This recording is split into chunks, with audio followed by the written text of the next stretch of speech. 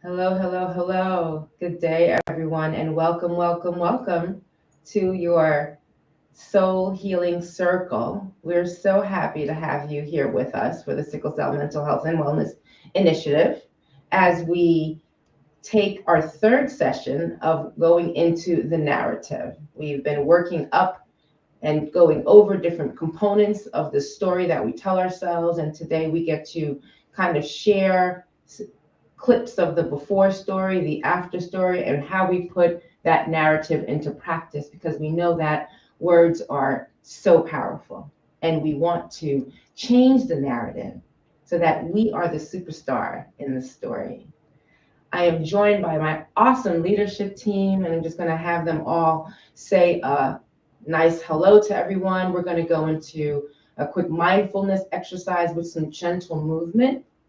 And then we're going to go right into reviewing some of the highlights of sharing the narrative story. We will share the link of the updated, edited, hot off the pressed handbook. And then we will share and exchange thoughts. And then we'll close with 3 community breaths. How does that sound to everyone? Awesome. I'll have Dima kick it off. Dima, you want to say hello to everybody? Oh, sorry. Hello, everyone. I'm Dima Hendricks. I'm the lead health coach for the Charisma Study and the founder for the Through the Pain nonprofit organization. So great to be here. Clayton?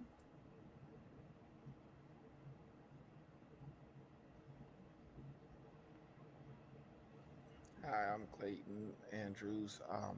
I'm Clayton Andrews, and I am glad to be here. Thank you. Heather? Hi, everyone. I'm Heather Avant. And excuse me, thank you all for showing up today and this evening. And I hope wherever you are in your spaces that you're coming to us with a mind ready to kind of state your place and claim your space as warriors. So welcome. Aminosi? Hi everyone, welcome. My name is Aminosi. I'm glad to be here and be with everybody today. And Dr. Rowley? Hey there, hi there, ho there, everyone. Good afternoon and evening. So glad that you're here. Dr. Carolyn Rowley, Executive Director at Cayenne Wellness Center. And we are thrilled and excited that everyone is here to join us on this journey. And today will be, just like all the others, an opportunity to learn, discover that much more about yourself. Thank you. Awesome. And with that, we're going to begin to settle in. I want to take a moment to also say that we recognize that we as warriors come to the table at different places in our lives, feeling differently depending on what our health status is. And we honor that and acknowledge it. And we appreciate you just the way you are. And we really want to make sure we provide this space for you so that you could use it no matter where you are along your journey and take what you need from it and not feel like you need to do anything differently or fix anything. You are perfect just the way you are, and we really do appreciate you. So today, normally I'm sitting on my bolster. As you guys know, I love to sit on my bolster, but because I am a little limited today in my range of motion and function, and you guys can relate, us warriors go through that, I'm going to start on the chair today. And the rest of the leadership team, I believe, is also on chairs. So we're kind of all unified in that. So let's start grounding our feet. I have my socks on. I always like to tell people, if you have an opportunity, take your shoes off, right? To feel the support of the earth beneath you. Really ground yourself. And then the second place that you're grounding yourself is in your seat, sitting firmly, maybe tucking your pelvis a little bit, which helps you to lift in your torso. Then gently and slowly begin to soften in your shoulders, placing your palms up or down, whichever is most comfortable for you. And as you begin to settle and become aware of your breath, release the tension in your jaw. Release any tension in your face, your eyes, your head, your neck. As you inhale, take a moment to feel the expansion of your chest. Maybe feel the rise of your ribs. Maybe feel your stomach move out and in as you breathe.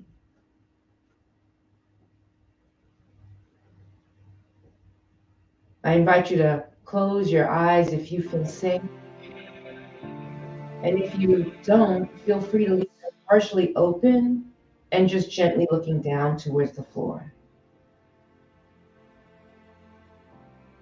And as you take that deep breath in and release the breath, feel your body shift into a different space.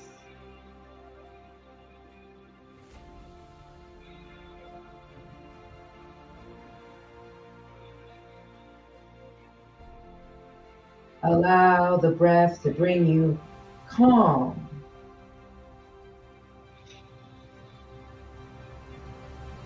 Allow the breath to soften you.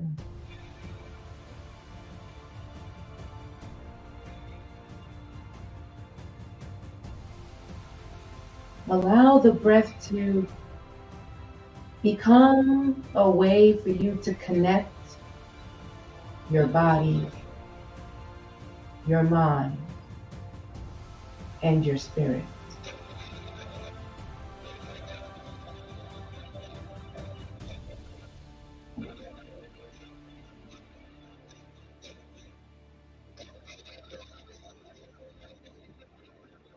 Feeling the coolness of the air as it comes in through your nose, and the warmth of the air as it empties out onto the top of your lip.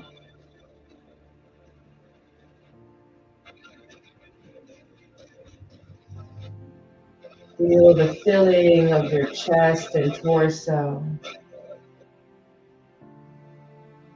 and the rise and fall of your heart as you breathe in and breathe out.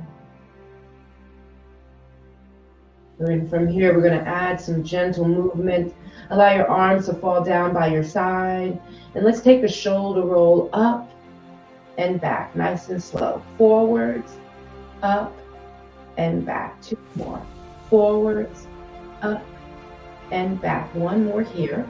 Forwards, up, and back. Beautiful. Let's reverse it. Back, up, and forwards for one. Don't forget your breath for two. Moving with the breath. Inhaling when you lift up, exhaling when you round forwards. Good. If you're able, inhale your arms up. If you have pain or discomfort in your arms, feel free to bend your shoulders or elbows. Good. Reach up, inhale. Drop the right hand down to the chair. Bring over with the left. We're just going to do a couple of side body bends. Inhale, center. Look up and hold. Exhale. Left hand down. Right hand over. Gentle movement is so good for the body. Inhale. Arms up. Exhale. Bring your arms down by your side and begin to slide them down your legs. Gently rolling over and forwards. Dropping the head and neck. Inhale. Tilt the head up, look up, flat back. Good. Exhale. Bend a little deeper. Taking your time. One breath, one movement. Inhale, slide the hands up your legs as you stack your vertebrae one on top of the other. Exhale when you get to the top. Good. Inhale, let's twist, turn.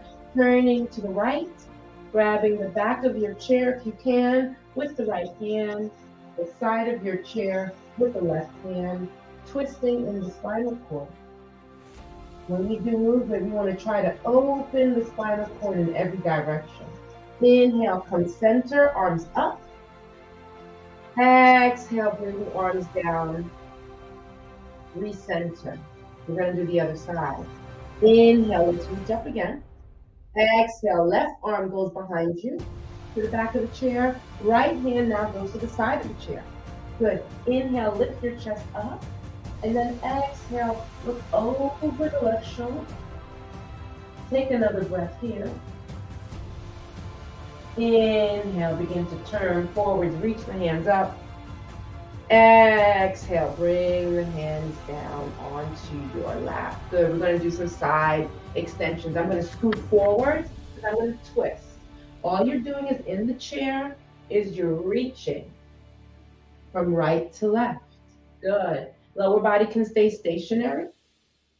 If that's too much, just breathe. There's always an option. Let's go for 4, nice and easy. 3, 2, 1 more. Hold here in the center. Alternate knee lifts right in the chair. So depending on how you feel, you can either roll your foot up just to the tip of your toe. That's level 1, right? Level 2 is to lift 1 inch off the floor. And if you want level 3, you can go ahead and lift it a little higher. So pick your level. Here we go for 1. We're doing 8. 2. Good. 3. 4. 5. 6. 7. 8. Hold here. Let's take one more breath in. Arms out to the side. 2 big half circles. Inhale. Look up. Exhale, bring the palms heart center. Take one more breath here just to notice the shift in your body. Notice the shift in your breath. Notice the shift in your awareness. Let's take one more breath in as a community here. Blow it out through your mouth. Shake it out a little bit if you need to. I like to tap sometimes, readjust. I'm going to use my blanket because I need it. Take a sip and hydrate, and let us ease into our conversation. Now, in the box, there'll be a link in the chat box. We distributed the narrative handbook last week, but we made some edits to it. So we will post that link again because we'd like you to use it. And I know some of you emailed and requested it, so I'm hoping that you have it with you and you filled it out. And we are going to go over 3 parts of the story. So in the book, there were 2 different storylines, and we broke them up into 3 different phases. And we are going to go around and share a small version, a short version, because I think we all know that there's so many layers to the narrative. And the narrative is always in flux. Our stories are always evolving. But we're going to just encapsulate the stories into a short version to share. And we're going to divide it up into before, as this crisis is coming on, as you're in a crisis, and as you're coming out of the crisis. Shine some awareness on what we normally tell ourselves, and then bring to the forefront the new narrative that we're going to be telling ourselves, the one that we're going to adopt and practice, the one that is going to shift our energy forwards. And with that, we're going to start with team member Dr. Rowley. Take it away. Thank you. Hello. So in thinking about this, I decided that I would share from the perspective of my past self before I do what I do now. And that is that before I was able to perfect imagery, I was in school. So when I felt that aura of having a pain episode coming on. I'm not an anxious or panicky person. However, my thought would be, oh no. Even just those words, oh no, was an alert. And the oh no was, I have work to do, or I have a test to do, or I have a paper to do. And I've learned to not frame the potential for a pain episode with an oh no. But now, where I'm at right now in my life, when I can feel it, when I have an idea that something might be happening, there is no more oh no. It is an opportunity for me to stop and figure out what can I do even before it comes on.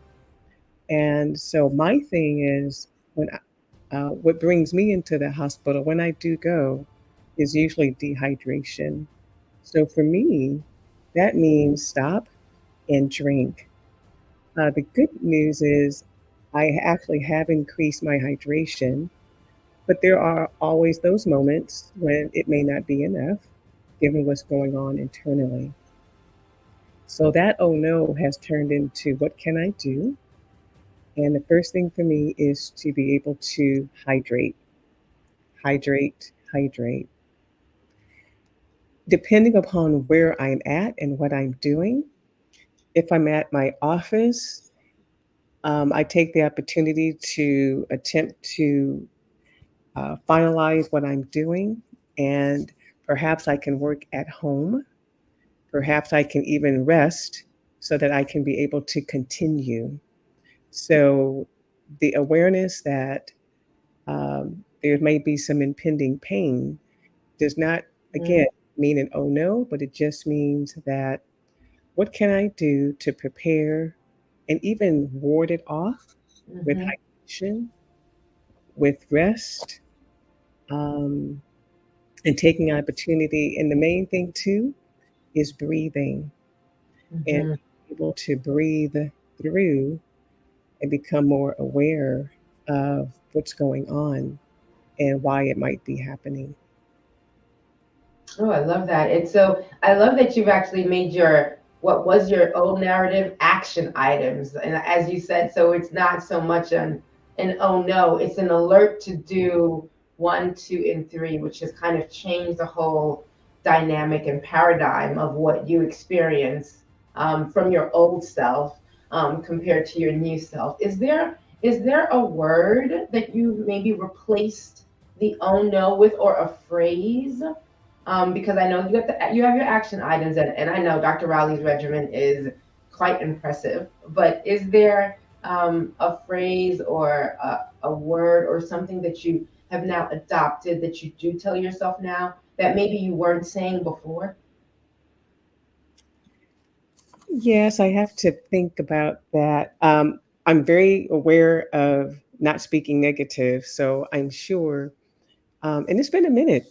The good thing is it's been a minute since that's happened, so it's not coming to me that quickly. But if I think about it right now, I think I'm not sure. This is an opportunity to maybe it's just an opportunity to balance myself because the body likes to be in homeostasis. Yes. And so this is an opportunity to get back in homeostasis if I can head it off. Awesome. Awesome. Thank you so much for sharing some of your lessons learned and how you shifted moving forwards. And anyone who's listening and with us on StreamYard or on Facebook or wherever you're joining us from, please feel free to put comments in and let us know your thoughts and share as we go along, because we'll integrate your comments and thoughts as we talk through each of these phases. So I'm going to share a little bit about the phase of being in, when you're in the eye of the storm, kind of at that point that you have to implement your more aggressive form of treatment or therapy, whatever that is for you. You've gone through your level 1, 2, and 3, maybe, and you're at that level where, okay, am I going into the hospital? You're already evaluating how long you're going to be down, and you're feeling the crisis in all of itself manifest within your body. And I go through a moment of paralysis. And some of the words I used to tell myself is,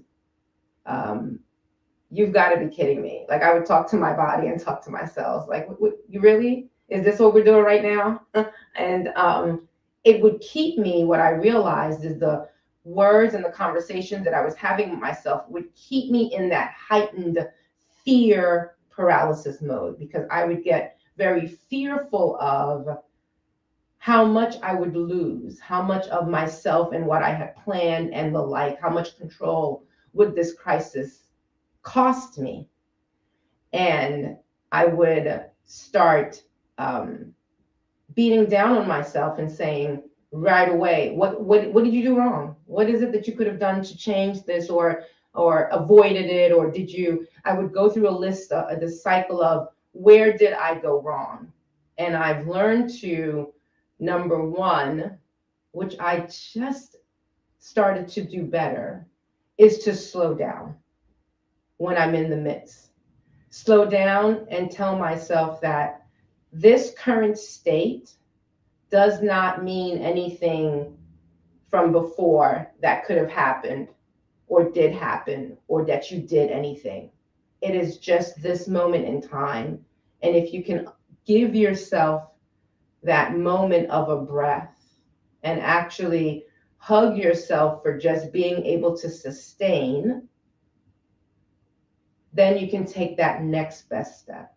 Because what I found is that took me off the edge. So it took me a little bit away from that fight or flight mode, which generally accentuates everything that I'm feeling and drives all those negative phrases that I would tell myself and the what ifs that I would get caught up in, and remind myself that this is just one moment, this is just right now, and that you have the strength. So once I was calmer, I would remind myself, and then I was able to remind myself that you got through the last one and you're going to be able to get through this one.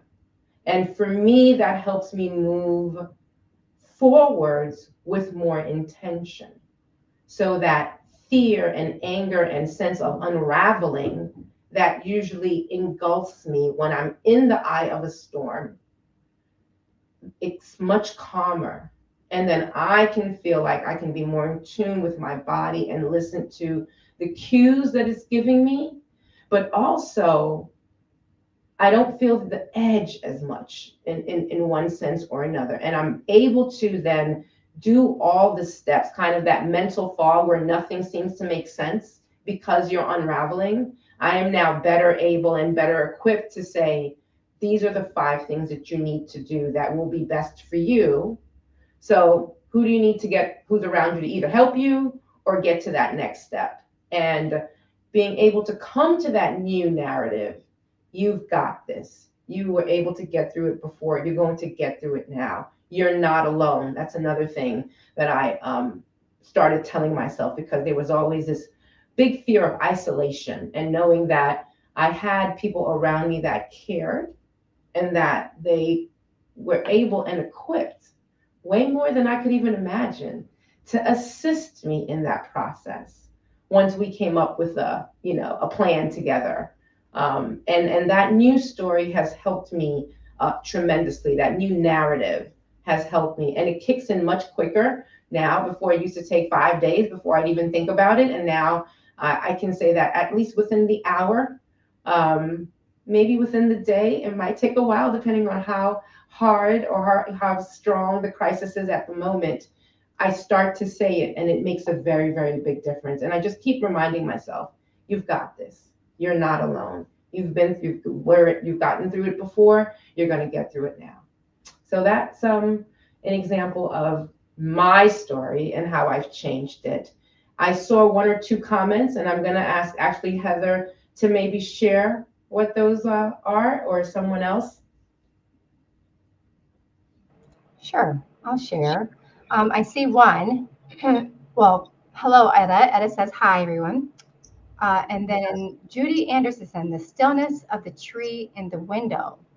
It's calming. I love that. And I don't know if you see, Judy, but behind me in my yoga space is actually a tree because I find that very calming too. So trees are a theme around my house so that I have visuals that anchor me. And that was the only comment we have. Okay. Deb. Now I know our leadership team is here and all in great force, but we're all not at 100%. So I'm not sure if Clayton, do you feel I did not see you in the box? I apologize, but we want to be mindful of that you're not at your best right now. So we can pass and go to someone else, or do you feel up to? I kind of did your part, not knowing that you were down there, so that you wouldn't have to worry about it. Are you okay? Do you want to share the next phase, or should we pass it to someone else? It's okay. You can give it to the next person. I was ready, but it's all right. You can give it to the next person. I'm so sorry. You did not pop up on my screen, and I was trying to alleviate the burden so that you could just focus on healing. Okay. Dima, if you don't mind, how do you feel, or what story do you maybe in the past have you told yourself when you are coming out of the crisis? When the crisis is finishing, it's usually a trickle effect. Sometimes there's that dance. It's like, am I really out? Not quite. Is this the last day? What do you tell yourself when you kind of know you're at that point that this crisis is resolving? What was your old story and what's your new story? So my old story is just as similar as yours, Dr. Marjorie. I always say, where did I go wrong? What did I do wrong? And how can I alleviate that from happening again? What can I do to prevent the crisis from happening again? I'm still I'm still in a place sometimes, even right now, because I'm in pain right now, and I'm coming out of a major crisis. So this is actually fitting. I brace myself because sometimes it's really not over, and it's like a Jedi mind trick sometimes, and it's like, oh wait, you're in pain again. So it's my body is always going back and forth. But the new narrative that I'm trying to give myself is allow my body to have grace, allow there to be in the moments of pain, try to grab the moments of peace and quiet and stillness, especially in the moments where the medication is making me tired and I'm feeling a little lethargic and weak. Or altered. You and I always have it when we always talk how the medication makes us feel kind of outside of ourselves. Yes. Like who is this person? Like I'm outside having an outer body experience. And I'm not trying to sound like a druggie or whatever, but take those moments to kind of be at peace and let the medication work. I noticed that warriors, we are always trying to be in control because our bodies, we can't control the next crisis. We can't control our bodies. Taking a moment to understand that we are not always in control and taking a beat and taking a step back. So it's a lot of work because I'm like, you didn't take your vitamins, you didn't do this, you didn't do that. You let somebody sneeze on you. I'm not going to name names. You let someone cough on you and got you sick. So I'm just right now, even in this moment, because it's happening now, trying to be at peace and taking a step back, giving myself grace. Grace, I love it. And can I ask, when the Jedi trick is being played, are you the Jedi? Are your cells the Jedi? I'm just curious. Wow. Do you know? My cells are the Jedi. I'm like, okay, good. I'm not in pain. And then like 10 minutes later, it's like, oh, but you are. It's happening. That's such a challenging, I call it the dance. It's like this dance in the dark that we do. And I'd love to hear from others on the leadership team. It's a dance that you kind of get caught up and then it's this emotional roller coaster, right? That, oh my goodness, and oh no, not. And yes, and then not. It's the highs and lows and the ebbs and flows are so many. And then at a certain point, I think I just want to break the mold and say, I'm just going to grab onto yes, whether it is yes that I'm done or not. And then the anger comes back again because it is so draining. And that, again, what I found is that the less I fight it, as you said, Dima, we are not in control. And then again, no one is really completely in control, right, of their bodies. Our bodies are this amazing machine that works as long as we put all this good stuff in it and we're good to it. But to a certain extent, so many things within our bodies happen just automatically. It's pre-programmed. But I found that the less I do that tug of war and the fight, that the softer the transition to being stable again can be. I'd love to hear from other members of the team their thoughts around that dance that we do, because that's an area that does not always get the attention, I think, and the conversation that it deserves, because it can be so challenging. I like to, so I'm known for when I do go in, I used to take so much pride in, woof, I'm out. And the number of days were so short. And I pushed myself. That was back in the day. And now, don't get me wrong, I'm not trying to extend it, but I do give myself, if necessary, just one more day. Mm-hmm. And as Dima was saying, there's always that grace. You know, what's interesting is because of COVID, and most of us are doing things remote. That makes it so much easier than before, when you had to be in places and spaces. And so that was one of the reasons for wanting to get up, wanting to get out, wanting to keep a job or stay ahead in school or whatever it was. So, again, one of the silver linings of COVID is we can be at home, still recovering, and doing what's required of us, and then getting back to recovering. That's the one thing that I see that can be done versus having to force oneself in these spaces and places, because we force ourselves too quickly, and which might there might be a period where you cycle back again, or extending the healing time. So, and that's the key word, taking the time to heal. Uh, I think it's a sweet spot for people trying to realize how much time is enough time Yeah. to be able to truly heal and get the toxins fully out of your body.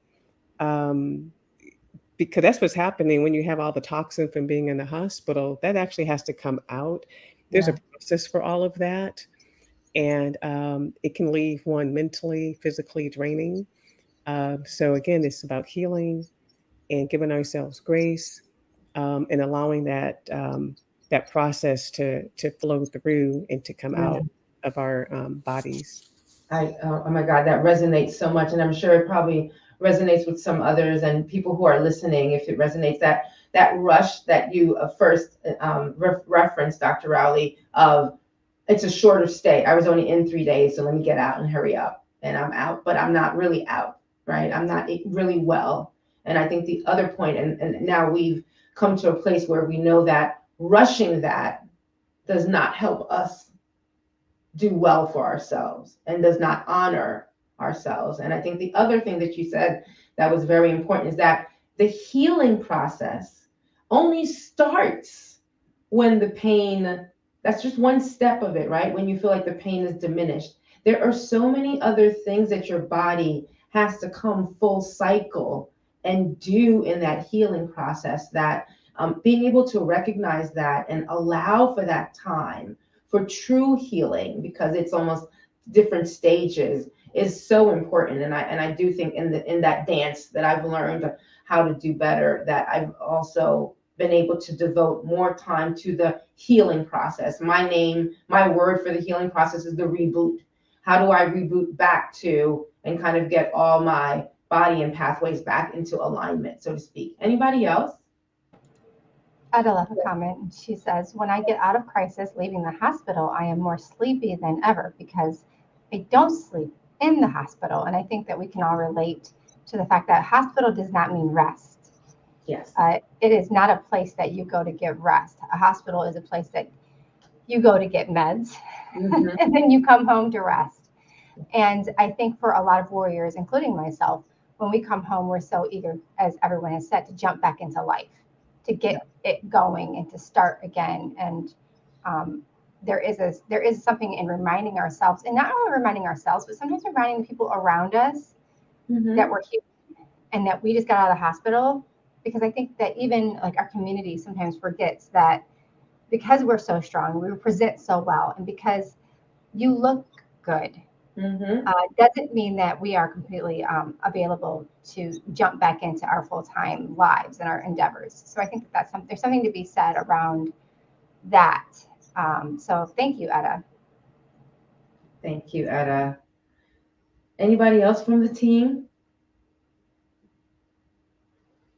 Well, then, if not, we're going to go into just talking about the next point. So we talked about the 3 phases, what our story was before, stories that we're telling ourselves now, actions that we're doing, things that we recognize. And I'd love Heather to kick off this phase of the conversation. How do you?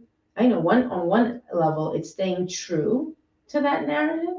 How do you stay true to that new narrative, and or how do you put that narrative into practice, especially when it can be challenging when you're in the midst, because the voices in our heads and the stories that have kind of been ingrained, or that others have thrown our way, can find a way to sneak to the surface. How do you do that? Well, I think what's funny is that Dr. Dudge poses this question to me. So we were having the leadership team was having a similar discussion just a couple of days ago, and she said, "Well, Heather, what do you do?" And I was like, "I don't know." And I think the reason why I say that, and it's not out of humor, it's out of the fact that they have become such a part of my life. I don't even recognize them anymore as ways that I keep my narrative, my rewritten story going. They're just because they've become a part of me. For me, there's so many ways. I keep a journal. I'm sure that if you've known me, you have seen me with one of these little brown books. Mhm. I write down my day and my week. I keep a calendar. I also do things that bring me joy, that relax me. Power of I understand the power of going. Excuse me, my parents have called me a lot. I understand the power of going outside and getting fresh air, even if I can't go for a walk. Sometimes it's just a matter of sitting outside in a chair. We have a little chair in our front yard and just watching the cars go by and getting fresh air. And I know for all of y'all in the northern states, I'm sorry that you are not there yet, but you will get there. And then some things for me is taking stock in my body. So every day I am very attuned to how I'm feeling. I know I can usually pinpoint exactly what's wrong. Sometimes I'm surprised. Yesterday I was at dinner and I was surprised by very severe stomach pains. And I just started sweating. And I'm fanning myself. And I don't ever get cold or hot, y'all. So I'm fanning myself. My husband's looking at me like, what is wrong with you? And I'm fanning and I'm fanning. And I'm taking off. I had a jacket on and a sweater, and I'm taking off clothes. We're at a fancy dinner, and I'm like, I'm just hot. I'm just hot. And he knew something was wrong. And it was taking stock in that moment. I got up, I went and got some air. I came back. I felt a bit better to finish the dinner. But it's also understanding that in that moment, I had to kind of take stock. How am I feeling? Where am I at? And what do I need to do to rectify the situation? If we needed to leave at that moment, we were ready to leave. And of course, he was like, you gotta go. And understanding that if you have to stop in any situation to take stock in where you are, where your body is, I do that. We have a conference coming up, y'all. Most of us know about the conference, and we're either gonna attend virtually or we're gonna be there in person. And I was already telling people, hey, listen, I am the kind of human who needs to recharge my batteries. So there will be times where I come up missing because I understand for me and how my body works. I have put in places things to say, hey, I need to rest. And not just rest my body, but resting my mind. Because sometimes with my brain turned on for long periods of time, that fatigue, I can feel it. You guys can feel it in your chest. Mhm. You feel it in your shoulders and in your back.